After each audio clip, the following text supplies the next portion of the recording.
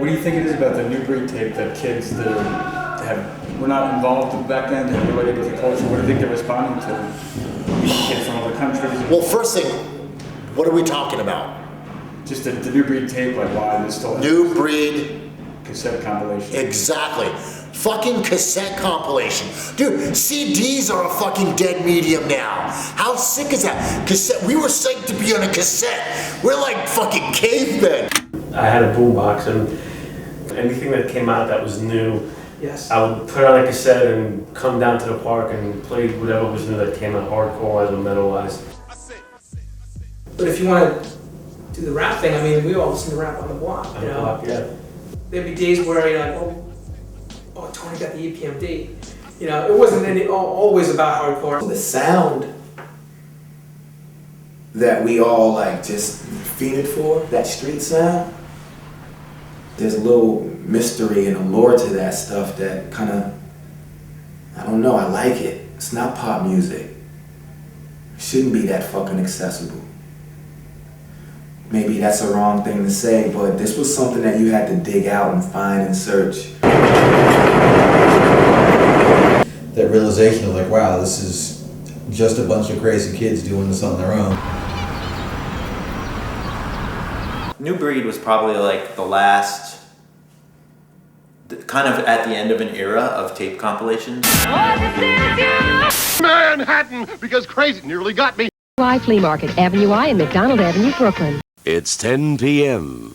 Do you know where your children are? Cable television, anyone, and I really mean anyone, can be a TV star. And order the stickers, order the labels printed up. Yeah. They had to put each label on there. Kind of one. Do you have that tape on you? Yes, I do. Right, share that you can see what you're sharing. Share the tape. Original tape covers, and that's Chaka on the front of. Where was that taken? 8th Street between 5th and 6th Avenue, the old shoe stores block. And do you remember this? Taking this picture? I do.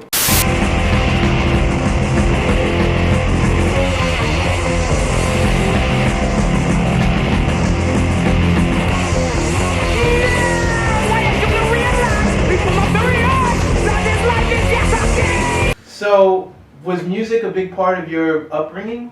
Yeah, definitely. My mom, the old school Peruvian waltzes, native music, always playing that. So yeah, definitely a big part. Around, I guess the age you start hearing music more as not just background noise, but more like you identify with it. I would say about 12, 13, and what was going on in the neighborhood, which was hip hop. The old, the early, not even the records came out, the old mixtapes, someone just, you go to the playground, play handball and someone had a boombox, and they have a mixtape playing. It was just straight up old school hip hop. And what about you with your family? What kind of music was in the house coming up? Everything. A lot of jazz, rock. You know, mostly jazz on the rock side. It'd be like The Who, Jethro Tull, Jimi Hendrix, obviously. You know, then also the stuff that bled over like Taj Mahal, Muddy Waters. At what age? As soon as you're old enough to recognize music you liked and to want to go to the store and get it and... Kiss. Won by each of the 4 Kiss stars on Casablanca Records and Tapes. You know, real basic stuff like that. Okay. Sorry. No, it's fine. And the first punk, that's probably more interesting. I'm gonna have to go basic again. It was like Ramones, the Sex Pistols. The first music I got into was classic rock. I mean, the first music I got into and I never left it. That's pretty much where it started off. Hardcore came a lot later. Hardcore didn't exist yet when I first was going to Caldor and Corvettes and buying 12-inch albums.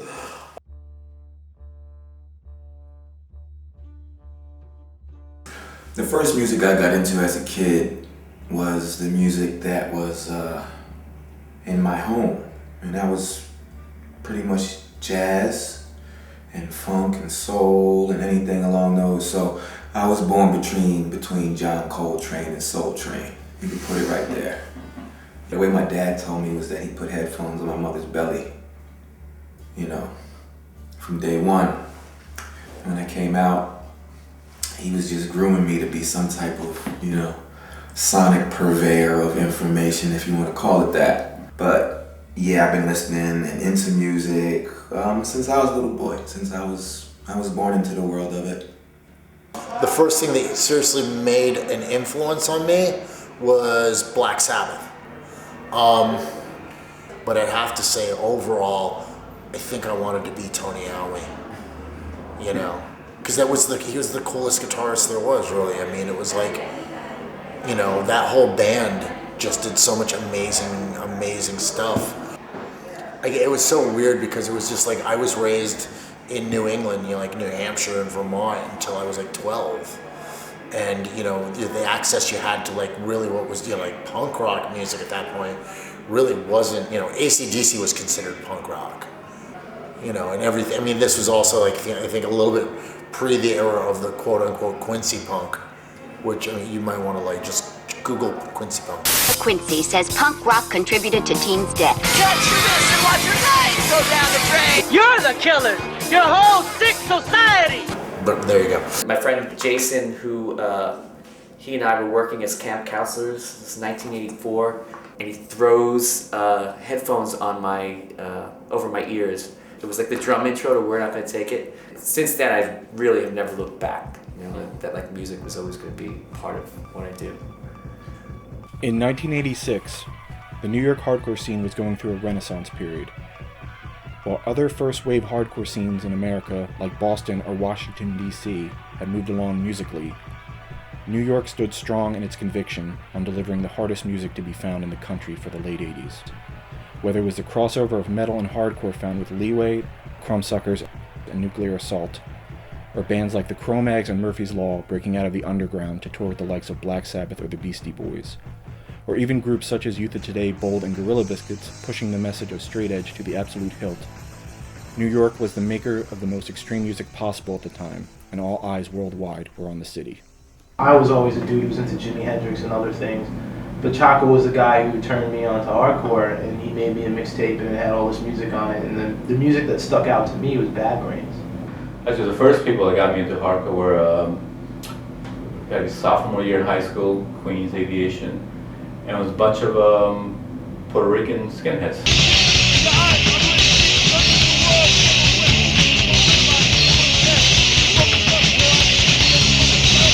Well, they make mixtapes, and they're always talking about Bad Brains, and finally made it down, and that's kind of like what led me into it.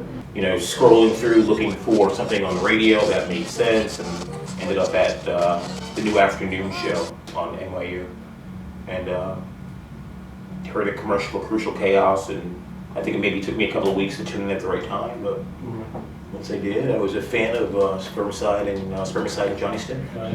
WNYU, Crucial Chaos. Thanks for Rabies and Brad and all the other crew people who came up. What was it about what you heard that appealed to you or was intriguing to you? I think that's a good question. I think it had enough, it had some angst and it had some release in it. I think that allowed me to offload some of the anxiousness that I was feeling about what was going on in my life at that moment. Probably the Bad Brains War cassette in '84. Which color was yours? Yellow. and I lent it to a friend who left it, ran away from home, left it on his radiator, and it got melted. I was so pissed. What was like? How did you find out about it? Was it at the record store? Did your friends have it? Or? A friend of mine had a boarder living in his house who was going to Brooklyn College, who was into punk. He was from the Midwest, and he was into punk and hardcore, and he just had it in his tape collection, and we found it. Go to my buddy's house one afternoon after school, and he's like, "Oh, you gotta check this out." Pops the cassette in, you know, like everybody else, changed my life, blew my mind. Amazing. It went from Metallica to like Slayer and, you know, Exodus and Venom and things like that. And Tony was like a drug pusher. He was kind of like, no, you'll like this. And he gave I think he gave Carl like the Angry Samoans or Reagan Youth, and he told me to buy Black Flag Damaged. And it kind of went from the section that was over here, which was the metal section, and then we started going over here to the section that was like hardcore. And then, you know, like had Victim in Pain, and we didn't know what that was, and we had to ask the guy what it was all about. And then I remember a copy of Guillotine Fanzine. It was I think it was number 9 with Blood Clot came out, and he was like, well, you know, there's these shows happening in New York, and you know, things like that. And we had kind of, I guess, progressed into like SOD. I think SOD was kind of our gateway drug to like hardcore. So we went to Lemore's, we saw SOD, and we saw like all these like crazy bald kids like jumping around, and then eventually we just kind of said fuck it, and we got into buying, you know, into the New York style stuff, you know, through the metal stuff, and it was fun because you know, that was when I guess my whole set of friends moved from being like rock metal into being like into pretending that aspect of our lives had never existed and we were born punk.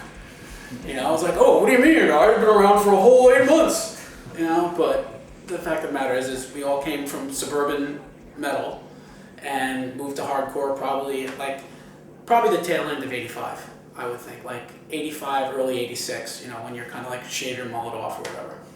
I got into hardcore kind of late in life. I made it all the way through high school. I was straight edge the whole time, had no idea what straight edge was. I was just a complete freak who didn't drink or do drugs as far as everybody was concerned. I saw Repo Man one day, and that was it. I got so into it. Me and my brother were watching it. I think we watched it 4 times just straight through. You know, on a VHS tape, and we would just rewind it and just watch it again. And I went and got the soundtrack like the next day. This probably late 1984 or early 1985. Once I found out that straight edge existed and that I was straight edge, you know, the idea that youth of today, crippled youth, straight ahead, like Warzone at the time was a straight edge band. That they existed. I mean, it was the most exciting thing in the world to me. It was just so exciting for me to be part of that. Even though I wasn't even a high school kid. I was like 19, 20 years old at the time. But it was just transformative for me, for sure.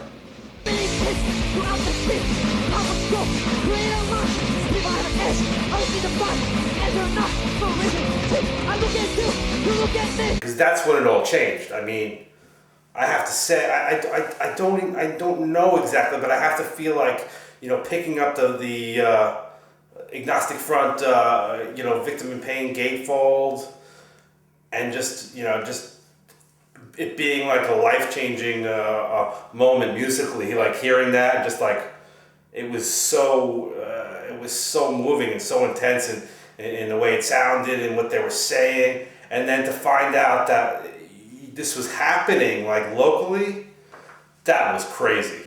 I heard that, and I opened up the cover and I saw what looked like a million skinheads going nuts, and I was like, I have to start going to shows. The funny thing is I skipped punk altogether due to skateboarding. And there was another whole group of kids in the neighborhood who were, you know, we called them like punk rockers, but they were actually hardcore kids, but we didn't know what the hell hardcore kids were.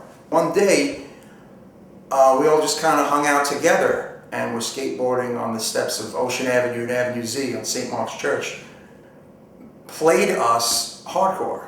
And literally one of the first hardcore bands I ever heard was the Breakdown demo in 1987, the summer of 1987. And not for nothing, the bass on the Breakdown demo is unbelievable.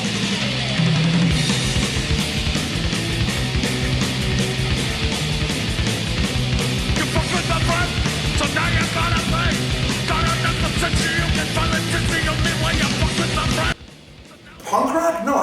No punk rock.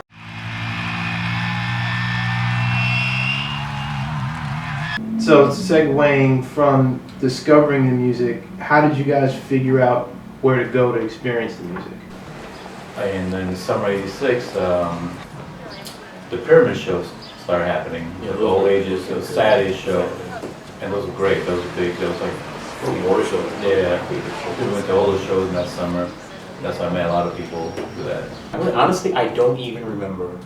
I know that I would get, even after going to shows for a minute, I would get like a bit like a lump in my chest, like as soon as I was approaching the train station, just being like, you know, kind of a little bit shook about the show and the pit. Apprehensive, you know, what's gonna happen. You know what I mean? Like, you know, it's going by myself, you know, so it's pretty. It was also a different atmosphere back in those days. 6 months or a year? I was 85 the first time I went to a show, which was Cro-Mag's opening for the Bad Brains at the Rock Hotel in 85. Amazing. You talk about a life-changing, amazing first show to see. What was the crowd like? Like, had you seen anything like that before? Or seen it on TV or pictures or whatever, you know? Maybe like that stupid Quincy episode, or you know, but that wasn't really relevant to what was going on. I was amazed. The room was completely packed. It was incredibly hot. I remember wearing a long sleeve flannel shirt, sweating through the whole shirt, like just the circle pit, insane. You know, the HR backflips, the whole thing. 15-year-old kids seeing that for the first time was just amazing. And then how did you start going regularly after that? And did you find out that there was like... Yeah, like a week or two later, the Cro-Mags did a matinee with Crumbsuckers at CB's, and I went to that, and then I was like, you know, pretty much, for the most part, every weekend, I would guess for a couple of years, I was at CB's. At a CB's matinee, the first time I went in 10th grade. Double bass attack. Yeah. And when I got to CBGB's, I thought it would be like some rock palace, you know? And it's such a dump. Maybe it was me. We had like one of those homemade suicidal tendencies t-shirts on. And Big Charlie just kind of like looked at us, was like, oh God, here come the friggin' bridge and tunnel. And then like walking down the street, it was a totally different world. And you see like Big Troy coming down the street, and he had like this entire like safety pins all over him from like his jacket all over the place. He was carrying like a thigh bone from like a cow or something that day. It was some crazy shit. And I was like, what the hell did I get myself into? And then, you know, years later, you know, a lot of the guys and people who I met, you know, 20 years later, you know, we're still friends. If you want some respect, you got to give it. It seems to me that you're just a learning rules. I consider you a stupid fool. Don't step with me, you're on thin ice. You won't step my back, you gotta pay the price. Just 31, tell you twice. Don't step with me, you're on thin ice. You can't see yourself, you won't stop these days. I'm what you never see, time to erase. Appearance in your life. And finally we built up the courage to say, you know, the Circle Jerks were playing, and we're like, we gotta go see this. And I was just like, out of nowhere, I just climbed up on the stage during Circle Jerks and did a stage dive. And then my friends all like started doing the same thing. And that was it, you know, we were completely hooked.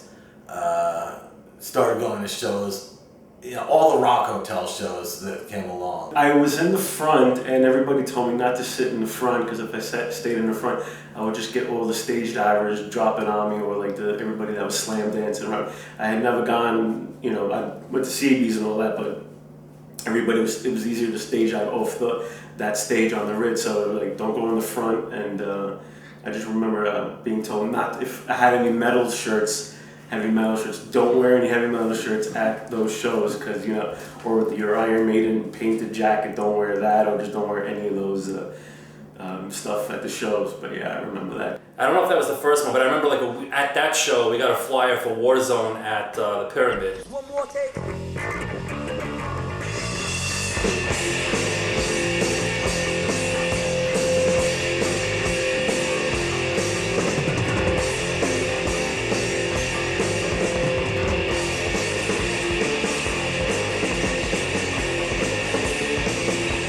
And that was berserk. That was like, that show was amazing. And the people that lived in the building were throwing like bottles out the window. We almost got hit in the head with bottles, and we were just like, this is insane. You know, it was just exciting. It was different. It was, you know, totally different than what we, you know, knew from what a concert was.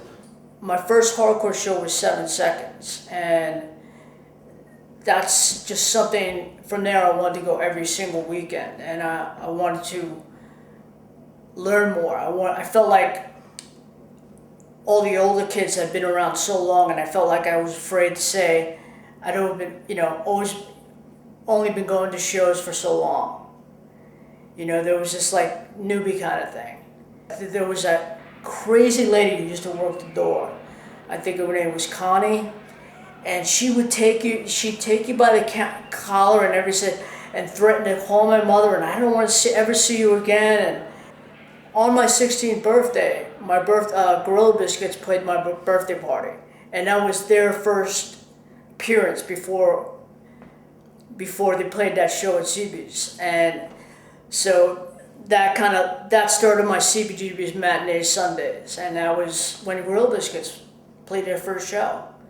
And it was just amazing to me. I wanted to do a zine, I wanted to book shows, I wanted to do anything I could. I wanted to put out a tape compilation. I just wanted to do it all. I wanted to immerse myself in something that seemed so vital and important to me. I just feel like when the first show. Oh my God. Jesus Christ. Scary. 4 girls, maybe? I don't know. And they're all goths. By the way, the only girls mostly going to hardcore shows back then were goths or skinhead girls or punk rock girls. Why goths were at these shows, I have no idea, but they were at the show. Man, a lot of skinheads, because you had Sunset Skins then, you had the Lower East Side crew then, and you had the Brooklyn area skinheads back then. They were all at this show. And man, I was like horrified. Like I had my little flat top Roselle haircut going, and it just changed freaking everything. It wasn't about the bands, it was the vibe. It was always the fucking vibe, and that's what makes this music so cool. And honestly, sometimes what makes it suck is that there's no vibe. There's like just a flat frequency, and you don't get anything off it. And it's like, there's that energy that makes the show so vital.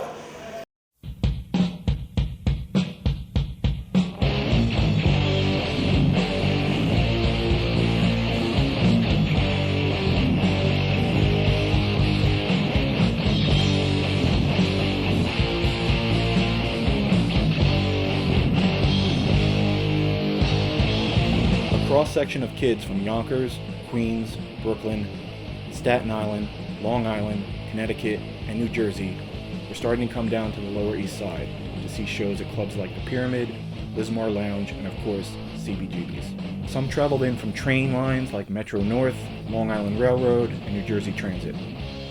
Some kids who lived on the outstretches of these places had to take a bus to a subway line, a 2-fare trip.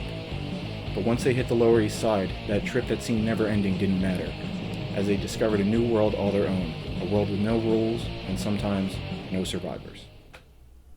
It was a terribly long trip from Dover, New Jersey, on New Jersey Transit, or on the bus to Port Authority.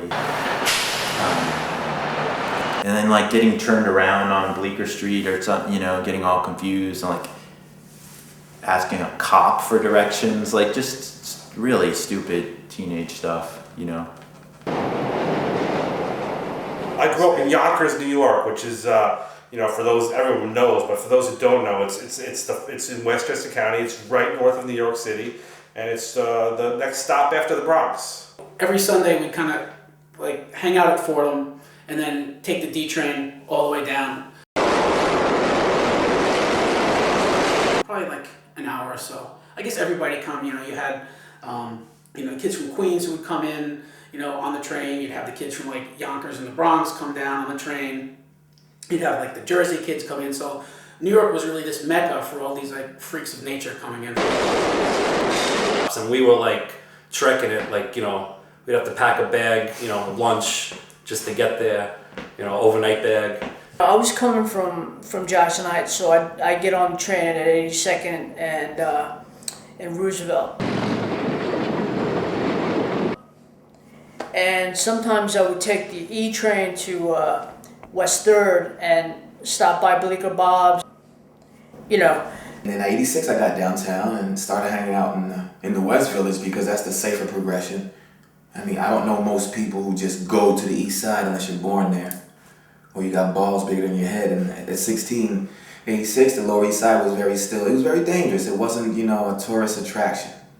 You didn't go there to frolic in the park. Avenue A was all right. Avenue B was bad. Avenue C was crazy. Avenue D, you could die. Great, we'll start this way. Wednesday, when The Village Voice came out, who was on the matinee? All right, so we got to check it out.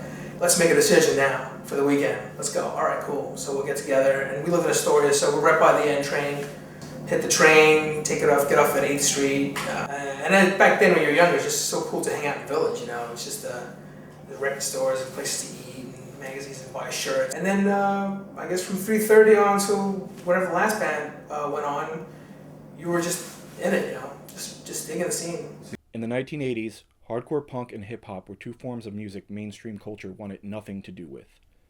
Both stark and utilitarian in their delivery, fans of things like Wang Chung and Bon Jovi had no interest in either one. Both genres relied heavily on getting their music out there via home-duped cassettes with handmade packaging. Pretty soon, the lines between the two started to blur even further when demo tapes and record covers for hardcore bands started to resemble the graffiti-lined streets of the Lower East Side. Bands from the earlier part of the New York hardcore scene, such as Frontline, had graffiti writers in their ranks, but by the time of the late 80s, bands such as Outposts, Absolution, and Collapse, and dozens more, wielded members who were just as handy with a spray can as they were with an instrument. Well, simultaneously, there were other subcultures happening that crossed over. For instance, graffiti. I mean, that's how I know Chaka, and I know you wrote graffiti as well. I mean, what was the connection or the kinship that graffiti has or has with hardcore? The first clubs I've gone to were more, I guess, hip hop clubs. I've gone to the Fun House. Okay. The World, maybe, or something. I never went to the World. U.S. Skates was. U.S. Skates was the bomb. U.S. Skates is a big deal. Definitely, yeah. Yeah, absolutely. Roosevelt Avenue. Well, you were still, when you got into still graffiti, you were still writing, but I was still writing in hardcore. now. When I got into hardcore, I was still writing. Yeah. Before that, I guess I didn't know you were Chaka, but you guys were making, or maybe it was just Chaka, was making like wild style graffiti stickers for bands. And one of you guys came up to us and just gave us like a bunch of Lifeblood stickers that were like wild style graffiti. And I said, oh, that's nice. Who are these guys? Chalk that up to just being a product of New York City kids. Yeah. Astoria, a lot of graffiti writers came out of Astoria. KR1, Louis Gasparo, PK, his brother LN, Tony's brother KB, he ran TSS. And Jay was a writer too. JR. He was down with all the writers from out of town. So here's what happened. We went to high school with Jay, so he would always tag up on stuff. JR the guitarist. Yeah, JR the guitarist members, and he had the book. Yeah, your book. Black book. Right, yeah, the Black Book. And I was working summer '87 in some advertising company during the summer, and one of those kids was a messenger, but he was also a writer. He used to bomb the trains in the Bronx. So I was like, oh, you gotta meet my friend. They met, and he did this outburst for the demo, but it was Cavs. His name was Cavs, this kid Paul, but he was down with like the big boys in the Bronx. It was like a thing, like outburst demo coming soon at some records, and he did the logo. And Jay was pretty tight with his graffiti, so if he said it was good, it had to be good. And JR did a cover months ago. JR, yeah, he did the shirts, and he gets a lot. I think today kids are buying these bootleg shirts just for the logo itself, and they rip it. They do like rip-offs or tributes. I don't know what they're called. Tributes. Yeah.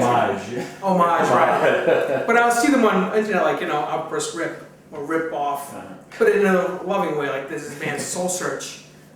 That has, have you seen that? Yes. So, it's almost the exact same thing with the graffiti lettering. I don't even know how they got that done. And it's total graffiti. Yeah, I'm like, what the heck? But, hopefully Jay's seen that. That's gotta bug him out. And I mean, Gingy and Sergio, used to take me up to their neighborhood in the Bronx, which was like a Zulu Nation, neighborhood. And they brought me to hip hop jams, which was really, really fucking amazing. And there was that vibe there. There was that danger, which was, I think, what brought me into punk rock. My mother didn't let me go to the Bronx River Center to see the Zulu Nation jams. She was like, hell no, you're 10. You're 11, you're 12. You're not going to the Bronx River Projects by yourself. But why? It's the Zulu Nation. Fuck that. The one time I did go to the Bronx River Projects to a party, I was in junior high school and I literally got chased home across Bruckner Boulevard. I mean, my little skinny ass was running. The history of the Bronx is that in the 70s and 80s, you had street gangs who, between the Skulls, the Nomads, the Black Spades, so on and so forth, the Ghetto Brothers, all these guys that I would grow up hearing about, but I was from the 80s, so I was more of a Zulu Nation guy, and the gang shit transferred into artistic expression, but you would still get fucked up if you graffiti wrote over somebody. Cats died, you know, I mean, the whole thing about hip-hop taking away violence is really a lie. It just put it into a different era, but I mean, cats battled. I mean, a lot of dudes died for hip-hop, as did hardcore, you know? And that whole era just, it was great. I mean, you know, if you look at those movies called Wild Style, you can see in '82 how the Bronx was coming downtown and doing that. Or you listen to like the rhythmic, the way like Anthony shouts in Killing Time. It's almost like rapping, you know? Definitely big melting pot in that stuff around the time we grew up. For those who did not have the extroverted desire to play in a band, the world of fanzine making was a way to become an active part of the hardcore scene. To be a fanzine editor, all you needed was a typewriter, a glue stick, a pair of scissors, and maybe an X-Acto razor if you were fancy. But that was it. You were doing your part for hardcore. Zines like Guillotine, Bullshit Monthly, Boiling Point, Schism, Unite, In Effect, and New Breed were the ones reporting on the constantly evolving New York hardcore scene. '86, I remember visiting my sister. She was going to SUNY Albany and finding some record store that had a copy of a Maximum Rock and Roll issue that was all just photos of bands. And I remember seeing some of the bands that I was already starting to like and realizing, oh, well, there's people, you know, there's people putting out info on this on their own. So it was, yeah, 6 months, a year, something like that, until I realized it was actually a thing that kids were doing themselves. And then it was '86, '87, starting to see pyramid matinees and stuff like that, and really that realization of like, wow, this is just a bunch of crazy kids doing this on their own. Bullshit Monthly was the fanzine. I mean, it was. If you were like some guy from New Jersey, Bullshit Monthly had all of your information that you needed. And of course, Guillotine, I mean, it didn't come out very frequently, but Guillotine was a big deal. And that inspired you to do a fanzine yourself? Yeah, that and all the other fanzines from other places that I would send away for. And then See Here opened up too, down the street. The other the fanzine store. You know, I bought every fanzine I could get my hands on. I read everything. I mean, I read the national ones too, of course, but you know, everything about New York. You know, I read Guillotine, BSM, In Effect, Village Noise. What was it, the scene? Well, Bullshit Monthly, right? That was one that was like handwritten. 50 cents, right? But he had a lot of stuff in there. All he took was a pen and some Xerox and, you know, a couple of, you know, pages and staplers, and we're like, oh wow, this is what's coming out. He was, you know, but that was great. It was totally DIY, you know. Who did the fanzine? Chris. I want to say Chris. Chris Wynn, In Effect. Yeah, In Effect, right?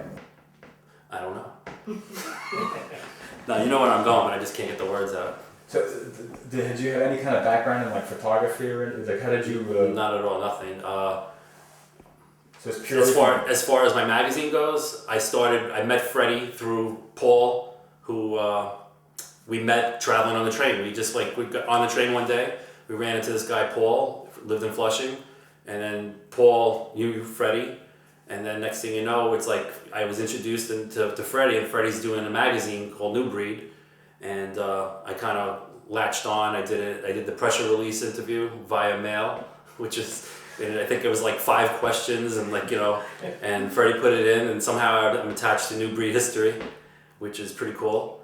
And I said, I know this is pretty cool what he's doing. I'd like to do my own thing, and that's when I kind of got the bug to get my own magazine, and that's when I started doing In Effect. It was very old school. Basically, it's a typewriter, I would take a piece of paper and trace out where the photo was going to be. I would trace out where the logo was going to be with a pencil. Then I would type all around those trace marks. I'm so anal with like mistakes and everything. So if I would type the whole page up and make a mistake where I couldn't erase that one letter that was wrong, I would go back and type the whole page over. And then you go back, you erase where the logo would be, erase the little line where the photo would be, and then I would just bring it and get it photocopied. And Chris Bonetos, who was in Fit of Anger, his mother made 50 copies at her job for free, and that was the first issue of In Effect. Had 50 copies, all printed for free, at Chris Bonetos' mom's job. Thank you, Mrs. Bonetos.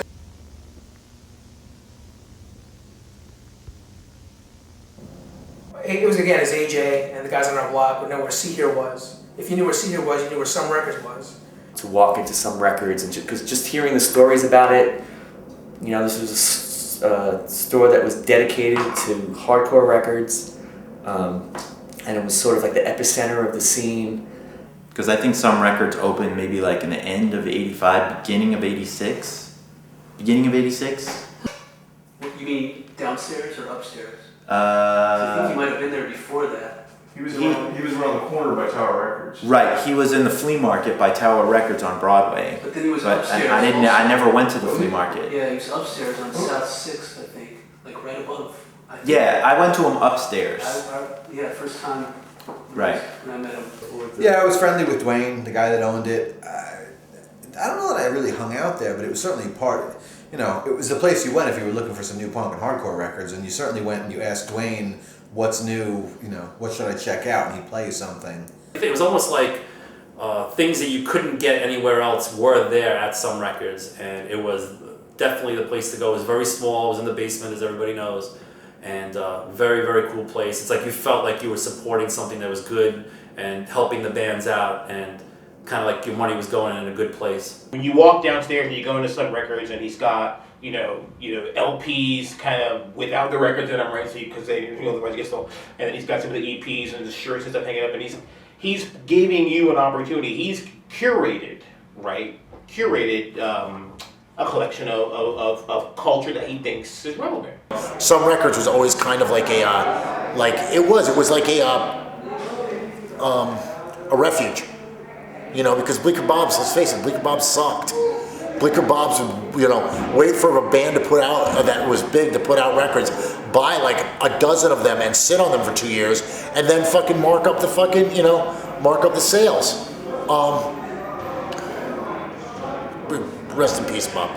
When Dwayne opened Some Records, that just became the de facto hangout for everyone. I mean, it was not only a record store, but it was the hub. I mean, when my band Breakdown splintered into 2 factions, and 3 of us found ourselves in need of new guys to play with, and you know, a new lead singer. It was Dwayne and Some Records where we found Anthony Comunale, who had previously been in Token Entry. And Dwayne was like, "Oh, you guys have the band. He's a singer. Why don't you guys get together?" And that's the way things worked in those days. So a record store was much more. It was a cultural center. You found out about all the new music. You found out what bands were doing, and bands were formed too.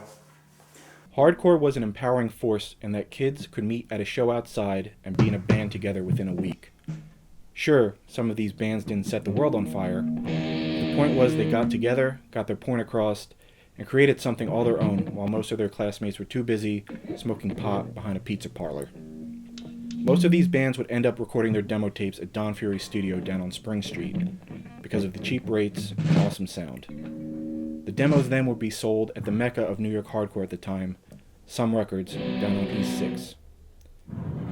Neil Burke and I put up a flyer in Some Records that said that we like Crucifix, SSD, Bad Brains, Negative Approach, and we need a drummer. Black Sabbath. Did we say Black Sabbath? That's the first band I think. Right. And so John answered it, and so then Neil and John and I we would go to Giant Studios. Well, we were anachronistic Like we wanted things to be like 1983 style, and that era was gone. But we thought we could still be like that, and so that was the deal. That's what we liked.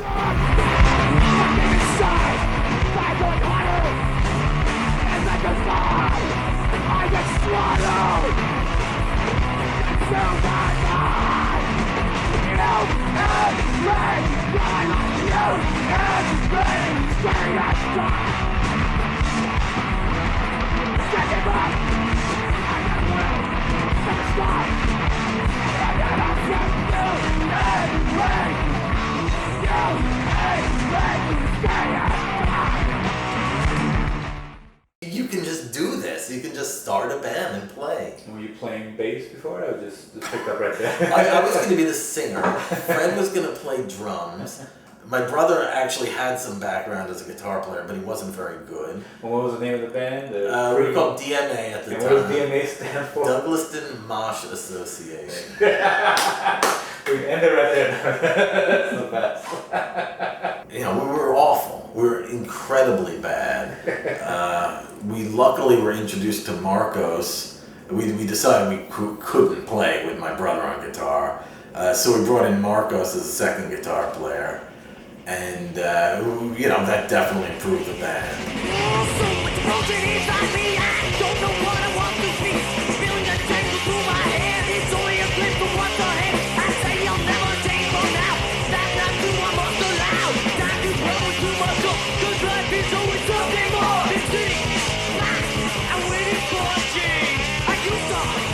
I'm about 15 years old, and I think Chris is 15 or 16.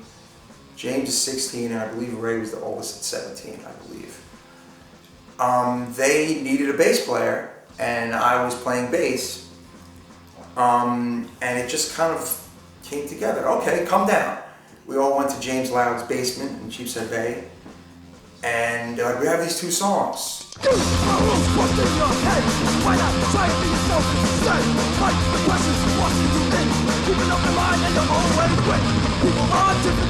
And it was basically True Vision and No Respect. I was like, okay, cool. But somehow, I mean, this is maybe June of '88. A few weeks later, maybe sometime in July, it's like, okay, we're gonna be on this comp. We're gonna be on a comp, what? What are you talking about? We haven't played a show yet. And Ray somehow managed to get a band that had just formed, 2 months old, had a couple of songs on what would be the New Breed tape compilation. Tom had these songs. Tom had written a couple of those songs. So he and I were just becoming friends. He'd bring tapes and introduce me to all this hardcore. So one day I suggested, I was like, why don't we start a band? You know, I'll sing. And he's like, all right, man, we're gonna, I'll have to audition you first. So it was actually, he put in Uniform Choice's Screaming for Change, and he's like, all right, sing along to this. Let's see what you sound like.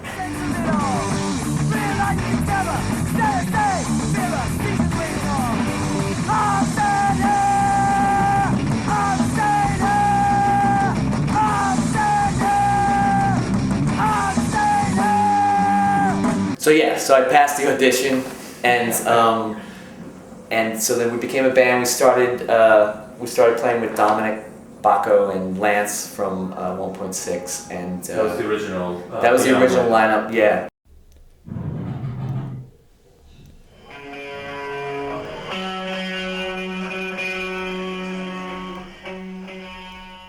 The finest out of this pack of bands was Absolution, a band formed between two graffiti writers, Gavin Van Vlack and Dingy Brown.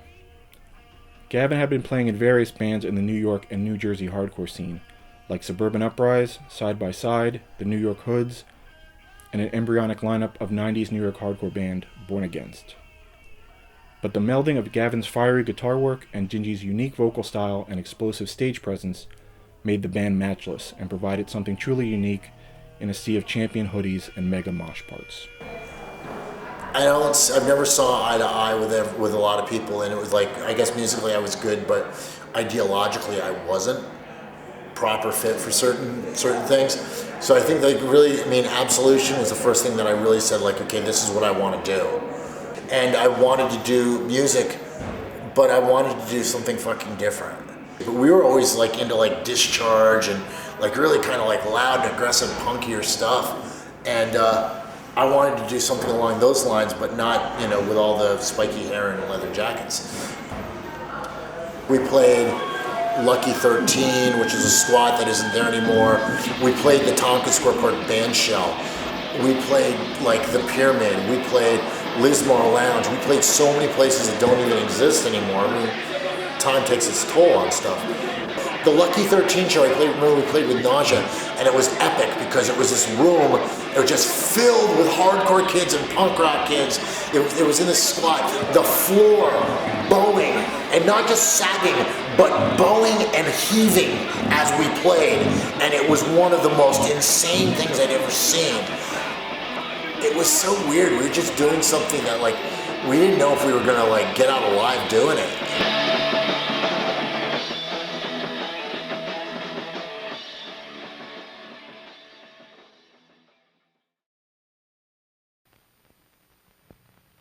A musician's music is only what it is, music.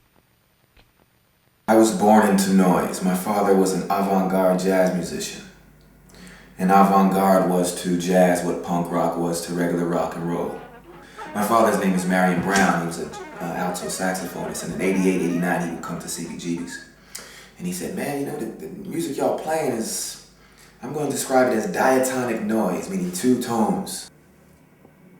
The musical thing that made Absolution special, I would say, was Gavin's songwriting, and my lyrics accompanied that. I mean, in retrospect, what that man was writing at 21 years old is like,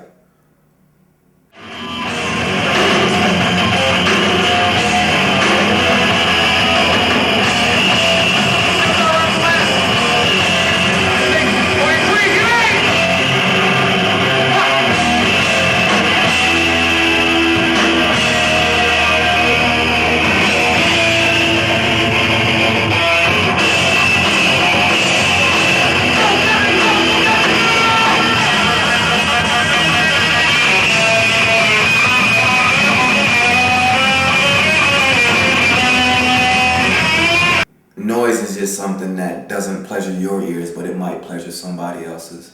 So I won't really classify hardcore punk rock as noise. It's just another frequency of diatonic chords or two tones. Other than that, you know, it's just sound. It's just sound. Just sound.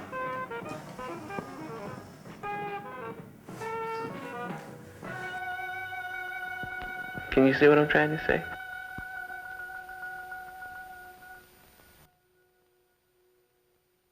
Probably other people are saying this in the interviews too, but back at that time, if you managed to put out a tape, then that was a big deal. Leeway, Chromags, what else? There was a Warzone demo, Sheer Terror, Raw Deal. I had the Abomination one. But yeah, the Leeway and the Chromags are the two that really stick out that I'd always played a lot and still have to this day that I still have them. We were a band maybe like 4 or 5 months before the demo we recorded the demo. You know, we wrote 6 songs, rehearsed them. Tom was very specific about fine-tuning them. You know, he and I would sit in his room after practice and he would go over every syllable of every lyric and he would describe to me how he thought it should be phrased. You know, he didn't slack. You know, he really took it, you know, every aspect of that seriously, you know, which was really admirable, you know.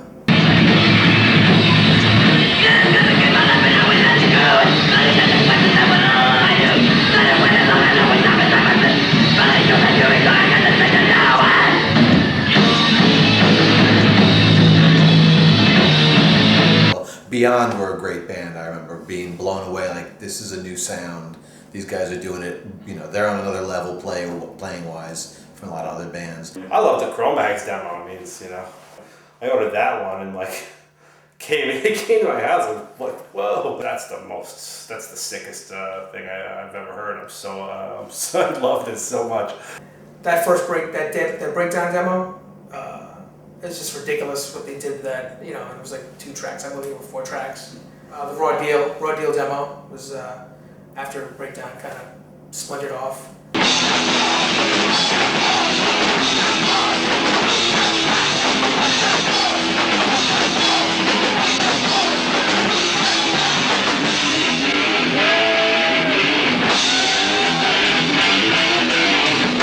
The idea that we could put out a demo tape and maybe, dream of all dreams, play CBGB someday. I mean, by far, that was, beyond our wildest dreams even. That would have easily accomplished more than what we ever set out to do.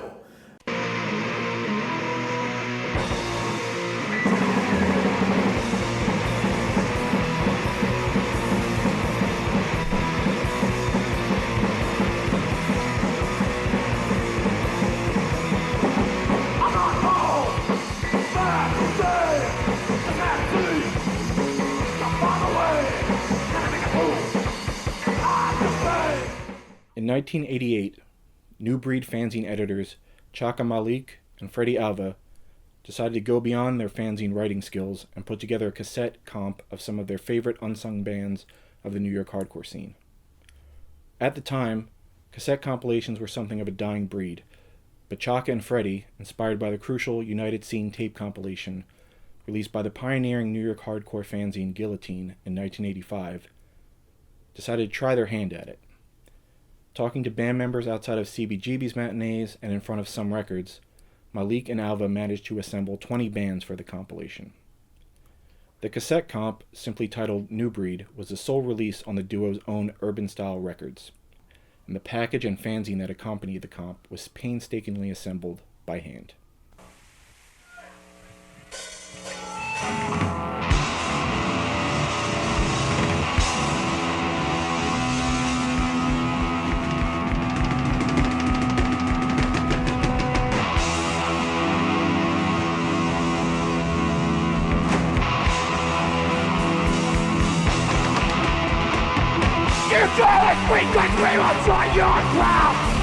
You were doing a zine called New Breed. Right. What made you decide to want to do a compilation, and how did you and Chaka come together on it? Some Records, once again buying tapes. I bought a couple of tape compilations. Busting Out of New Jersey. It was an obscure Jersey local compilation. Obscure Pennsylvania bands. But Do you remember who put out that Jersey comp? Yeah. This guy did a Faith fanzine.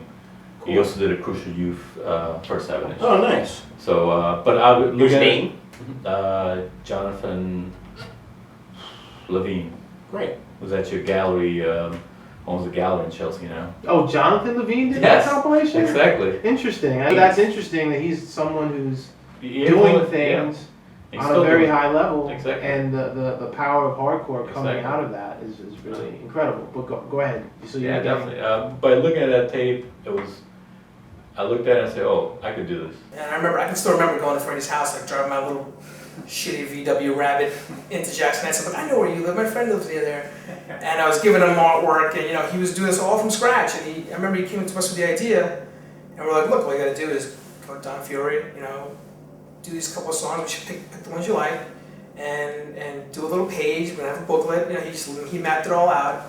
And this was probably a little bit before Where the Wild Things Are came to as an idea. So he was really the first guy to actually just pull up his bootstraps and do it.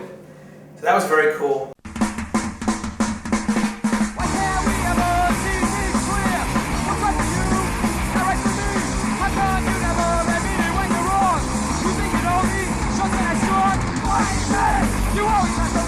For me, the experience of having a cassette, obviously I got hooked up because I knew you guys, but it's in a plastic. I collected comics as a kid, so there was Me this too. That's the Chaka did as well. So that there was this comic book element to it, and then it had the music, and then you open it up, and it had the graffiti thing, Right. and then it had like the personality of each band. it was all part of that DIY spirit that he could do it, I can do it. Anybody can do these things. We're all a part. This was the future of hardcore. This was the next step. And looking back now, with everything that did happen after that, it's more of a, this is what could have been. There's a lot of kids out there who consider New Breed as part of the Holy Trinity. And I've seen those words used on forums. New Breed was probably like the last, kind of at the end of an era of tape compilations, wouldn't you say? Time has come for each and every one of you to decide whether you are going to be the problem or whether you are going to be the solution. You must choose, brothers, you must choose. As New York hardcore started to approach 1990, the scene started to splinter. Some thought the scene was running itself into the ground sonically, with very few bands delivering anything original, and being more than content to ape the bigger bands on the scene, while some felt the scene was getting too violent and wanted an alternative to such things. Some found it down at ABC No Rio on Rivington Street, where a new era of New York hardcore came to life. Yeah, it was clearly a very different scene, and different characters, and you know, as Life Split said, people from all walks of life. And New York City, I mean, that song exemplifies what New York City hardcore was, and it wasn't the same everywhere else. A lot of places were a lot more of the same type of people. I mean, New York City's hardcore scene was just a microcosm of what New York City was. So I think there were greater variety of people from different countries, from different ethnic backgrounds, different religions, different socioeconomic status. New York City runs the gamut of all those things, so it would be no surprise to find all of those things present in the hardcore scene. And I don't think there's anywhere else in the country that boasts as wide a variety of various types of people. And I think New Breed came out at the end of an era because, like, if you think of Sun Records shut down months before that, and like when you put out the extra tracks on New Breed recently, you have, like, with the Life Split stuff, you have Dennis, the voice of God, talking about, like, if you jump off the stage, we're gonna shut down the shows again. Yo, this is Dennis talking. People, if you want to have fun, have fun. But the one thing we will not allow is when you can damage yourself and screw us up. You got the whole scene on you, and this is the word from God. More echo! So, like, I don't think that had been happening before that time, like, the shows getting shut down. So there were, like, long periods where there were no matinees. It's probably around 88 that I started noticing it was getting kind of cookie cutter. And, like, where if it was the Butthole Surfers and the Minutemen and Agnostic Front were hardcore at the beginning, by 88 it was, like, very much down to just simple thrash 4-chord thing and not so much experimental, and you weren't allowed to be all that different. You kind of had to fit the mold or you weren't really part of it. It seems like any movement, as it gets more people find out about it, it gets sort of refined down to what the group consensus is on what that thing should be, whatever the thing is. You know, whatever political movement, musical movement, it seems like that always happens. I don't know exactly that there was any one group of people causing that, but it just seems to go that way. There also seemed to be a phase kind of like, I guess, post 1990, 91, when there was a real shift between kind of like the old, like, DIY crowd who kind of moved the whole scene to ABC No Rio, and then kind of the last vestiges of that second generation hardcore, which kind of turned into like this like violent mess. Listen, please cooperate. There's an 8 o'clock show. I'm sorry, your vocal mic's all broke. The show's over. There was definitely more stratification, you know, we saw bands where, you'd have kids with mohawks, skinheads, straight edge kids, skaters, and whatever, and, heavy metal kids, all at the same show, but that stopped happening, and you start getting all straight edge bills, all tough guy bills, and it just wasn't the same kind of unified scene that at least it seemed that way to me in 85, 86 compared to 88 and 89. You know, kids, you know, getting hit with hammers and or just people swinging hammers and at CDs, and that freaked me out to the point where you know, I had to question whether or not I wanted to be a part of that anymore.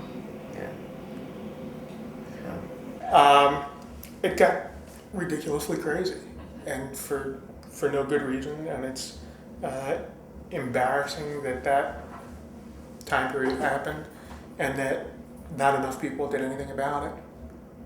I mean, I would even say that it gave birth to a new style of hardcore. You know, just took it to a new level of like hardness. You know, like try to express my rage and my aggression through the music even more. And a lot of people on the comp, they started new bands. And the whole 90s, I guess, hardcore scene started up in New York, which a lot of the people in those bands on the comp are part of that. Started up those new bands. You could, you know, like Quicksand, Born Against, Sins Arrest, bands Chaka started with people from the compilation. Funny enough, 3 people that played in bands on the compilation.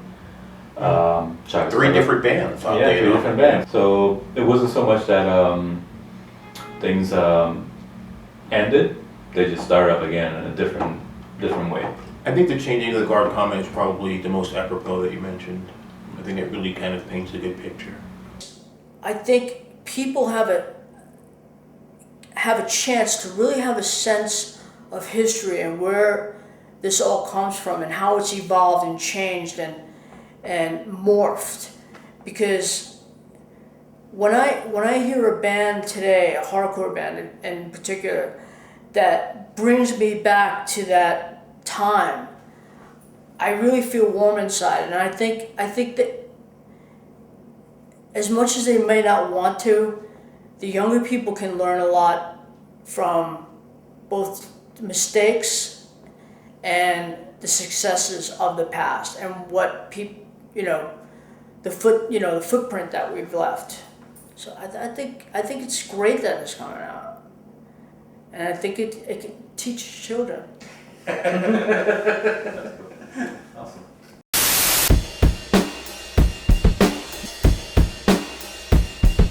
So then Neil and John and I we would go to Giant Studios. And then like people from like other people from the CBGB's world would come and like tag Giant Studios, like the whole room. You know, you rent those rooms by the hour, and they would just come and like tag the whole room with, the whole room would say like sob all over it. And we'd just be playing, and they'd just come in, excuse me, with spray paint, just cover the room. Or other things like John Wrecking Machine. I remember one time he was like, man, I hate this place. Broke a drumstick, so it was really sharp, and just punctured every drum head, and then punctured the speakers, because it was Giant Studio. It's like, I guess you could do whatever. Nobody ever said anything to us about it, like, hey, you guys shouldn't break the equipment, or, you know, it's too bad that you guys, last time you were here, the whole room got tagged up. And nobody ever said anything.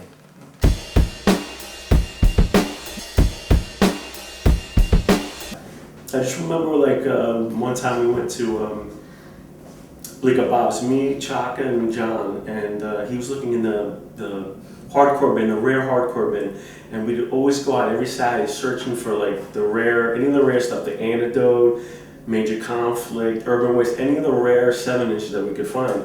And I remember he was going through it, and he found the Antidote, and he found it, and he called over John. John had a bag with the record in there, and he just pulled out the Antidote record, and I was standing to his left, and he just pulled it, and he did one of these, and he put it in the bag, and he just shut the box, and he gave it back to the guy. But we were like on a search for that record, and we could never find it. And then one day, his eyes lit up when he found it, and I just remember him just slipping it in John's bag.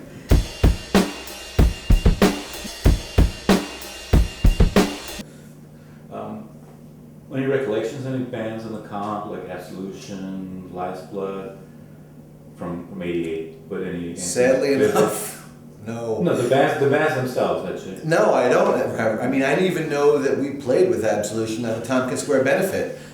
I don't remember them though. I did a lot of drugs back then. It's very possible that I smoked a ton of weed that day and just would not remember a damn thing.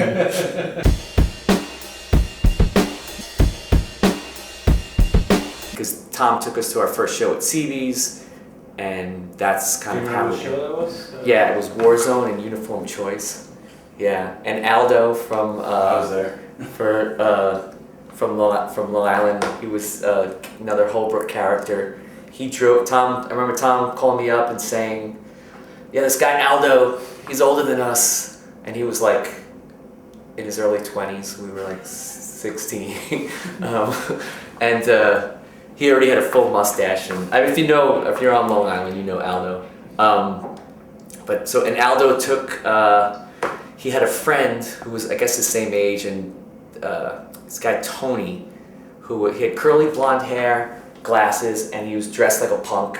He had like a leather jacket with spikes on. I remember we were stuck in traffic on the Long Island Expressway, and he just got out and took a piss right on the expressway. And even being a kid, 16 years old, I recognized this guy's just trying to show us like how punk he is. The mosh pit. The mosh pit. Meet me in the mosh pit. Meet me in the mosh pit. Meet me in the mosh pit. Meet me in the mosh pit. And we can squash it. It was 1986. Young Brown on the 6 train in the rain. Walkman with the bad brains and the Cro-Max chillin'. Me and Sergio Bronx uptown children. B-boys transformed into punk rock. Hung with white kids, never did the funk stop. It was the same shit, uptown, downtown. The Sunday matinee, it was a beat down. We was all searching for a new street sound. The most grimy, the most gritty. New York hardcore from New York City. Straight shitty. Meet me in the mosh pit. Meet me in the mosh pit. Meet me in the mosh pit. Meet me in the mosh pit. And we can squash it. Too many goddamn names to mention. Too many groups and too many groupies. Rest in peace, CBs and rabies. Still a war zone full of death and disease. I remember we used to survive doing shows in them squats in December live. Blotter tripping, punks, skins, mods, flipping off the stage, Doc Martens hitting kids in the face, now they foreheads splitting. Some lose their vision. All to catch Absolution on stage was the mission, and I ain't missing. Meet me in the mosh pit. Meet me in the mosh pit. Meet me in the mosh pit. And we can squash it. It's for all my LES homies. NYHC. 1986 to 1990. Mr. Brown. One love.